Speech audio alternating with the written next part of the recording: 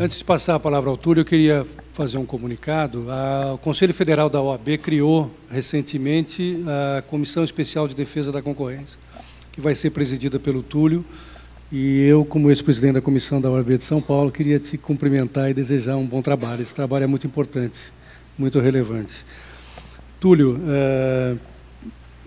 suficiência de provas, né? O que é prova suficiente para chegar-se a uma assinatura de um acordo? Obrigado, Pedro. Acho que é importante, primeiro, para contextualizar, né, nós lembrarmos quais são os parâmetros da lei sobre os parâmetros que a lei estabelece como sendo necessários para a assinatura do acordo de leniência. Só para relembrar, muito rapidamente, eu listei aqui. Tem que ter uma confissão, identificação dos demais envolvidos, informações e documentos que comprovem a infração, então não basta só a informação, produtos ou serviços afetados, área geográfica afetada e, quando possível, duração estimada da infração. É claro que também com a colaboração até o final do processo, tendo em vista assegurar o resultado útil ao processo. Eu entendo que o resultado útil do processo é a condenação, né? Então, esses são os parâmetros que a lei estabelece. A lei não estabelece, eu entendo, que seja necessário que se traga provas suficientes para suportar a condenação. Eu entendo que esse requisito ele se impõe à própria SG, ao próprio CAD. Se o CAD já dispuser de elementos suficientes para suportar a condenação de uma determinada pessoa física ou jurídica, essa pessoa física ou jurídica não poderão fazer o acordo de leniência. Eu entendo que esse requisito, portanto, se impõe à própria SG e não ao proponente do acordo. Por outro lado, o proponente ele não pode apenas trazer uma descrição dos fatos, né? Porque, normalmente, como é que acontece essa situação? Uma empresa identifica um comportamento, pode ser por intermédio da ouvidoria da empresa, algum outro meio, identifica um comportamento ilegal, não é? Então, o que a empresa faz? A empresa vai fazer uma investigação sobre isso. Se, ao fazer essa investigação, ela identifica algum documento, algum e-mail, por exemplo, ou mesmo uma confissão feita por algum empregado, que é difícil, normalmente os empregados não fazem de imediato, não admitem. É preciso achar um elemento, um e-mail, uma agenda, alguma coisa, e aí sim se confronta aquele empregado, aí que ele vai admitir.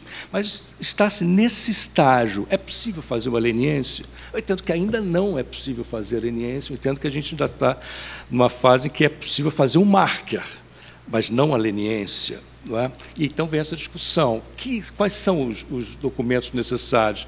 Eu preciso ir adiante nessa investigação para identificar outras coisas que, somadas, deem uma sustentação, não necessariamente para a instauração de um processo administrativo, eu acho que também o teste está abaixo disso, mas talvez para um inquérito administrativo. Né? Para o inquérito exige o quê? Indícios.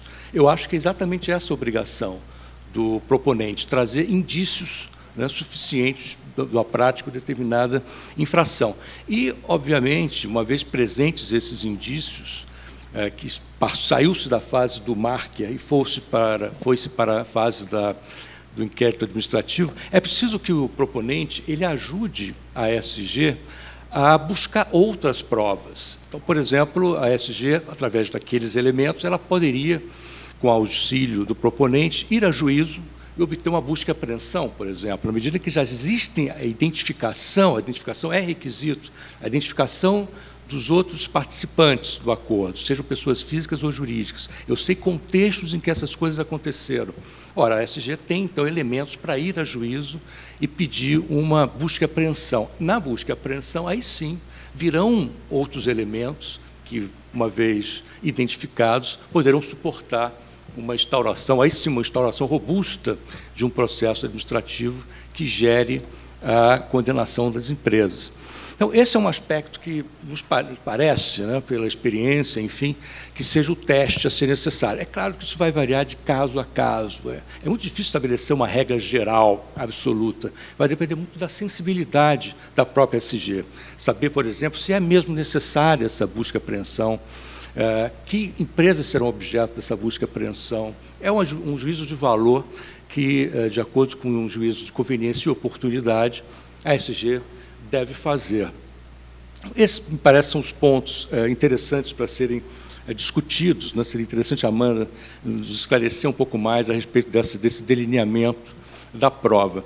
E um outro elemento também que me parece uma discussão interessante para esclarecer a todos os advogados presentes é sobre os cartéis internacionais, porque nos cartéis internacionais o que nós temos visto é que, muitas vezes, na pressa, na corrida das empresas, dos lenientes, de correrem para apresentar as suas propostas de leniência, muitas vezes o que eles trazem para o Brasil é algo muito superficial.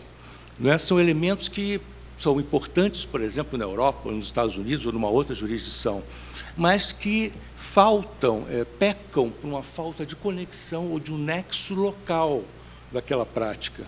E nós temos visto que, muitas vezes, nessas situações, leniências são aceitas, o que deixa, inclusive, o defendente numa situação difícil. Ele tem que provar que está sendo acusado de algo sem que haja qualquer elemento que ele tenha para rebater, né, aquela acusação. Então, esses critérios que a SG adota, nesses casos de leniência internacional, seria também interessante que a Amanda nos esclarecesse quais são eles hoje. Eu acredito que eles possam ter evoluído de uns tempos para cá, mas tendo em vista a grande quantidade de casos de leniência internacional que são apresentados no Brasil, porém não necessariamente investigados adequadamente no Brasil para que se traga a comprovação da prática, que é o requisito que a lei exige para a firmatura da leniência no Brasil. Esses são alguns aspectos que seriam interessantes. Eu também acho que, quando se fala em comprovação da prática, não é preciso que se traga a comprovação da prática em relação a todos os demais participantes do acordo.